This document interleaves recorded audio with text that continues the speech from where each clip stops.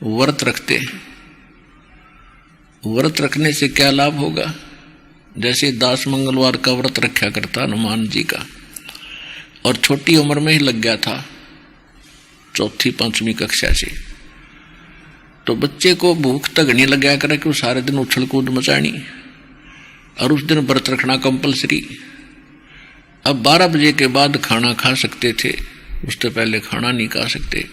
तो जब तक रोटी ना मिलती इतना हनुमान थोड़ा याद आया करता, रोटी घनी याद आया करती।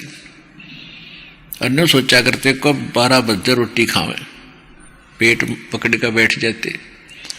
तो कहने का भाव ये है कि starvation could not lead to salvation. भूखा मरने से भगवान नहीं मिल सकता।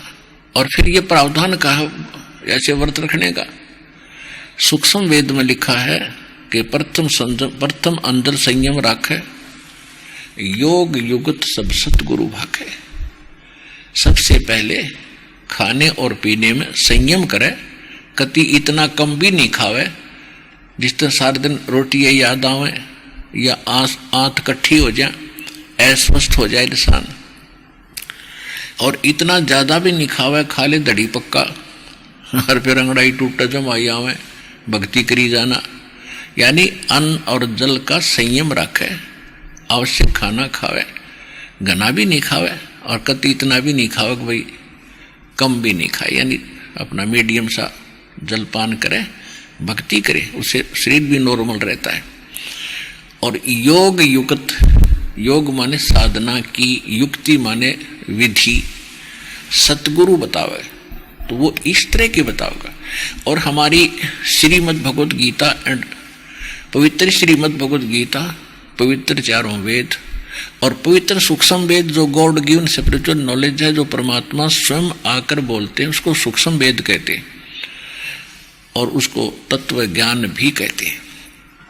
इन 3 जो ये सतग्रंथ हैं, 3 सतग्रंथ हैं, इनके अंदर हमारी भक्ति की विधि यथार्थ लिखी हुई है। लेकिन वेद और गीता में एक जैसी विधि है भगवान के पाने की, ये इनकम्प्लीट है, कंप्लीट नहीं है। इसका प्रमाण है श्रीमद् भगवत गीता अध्याय नंबर 4 के और श्लोक नंबर 32 और 34 में। यहां पर ये गीता ज्ञानदाता श्री कृष्ण में प्रवेश करके ब्रह्म बोल रहा है, ब्रह्म, और ये कह रहा है कि अर्जुन, जो मैंने अभी तुझे अन्य साधकों की साधनाएं बताई हैं, श्लोक नंबर 25 से लेकर 30 तक,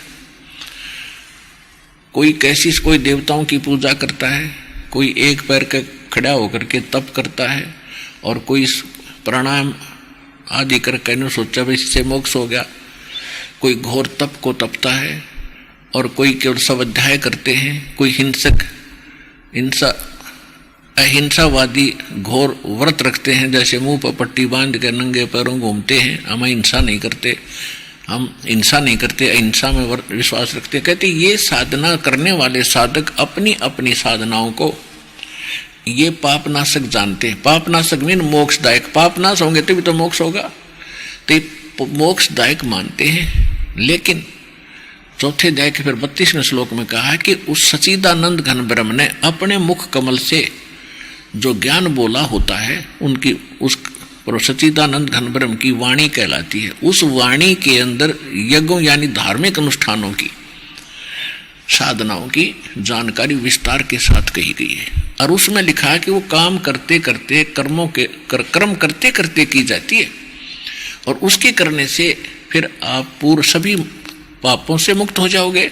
और उस फिर चौथे अध्याय के 34वें श्लोक में कहा है कि वो जो तत्व ज्ञान है मैं नहीं जानता, गीता ज्ञानदाता कहता है, उसके लिए तत्वदर्शी संतों की खोज करो जो उस तत्व ज्ञान से परिचित हों जो गॉड गिवन स्पिरिचुअल नॉलेज है।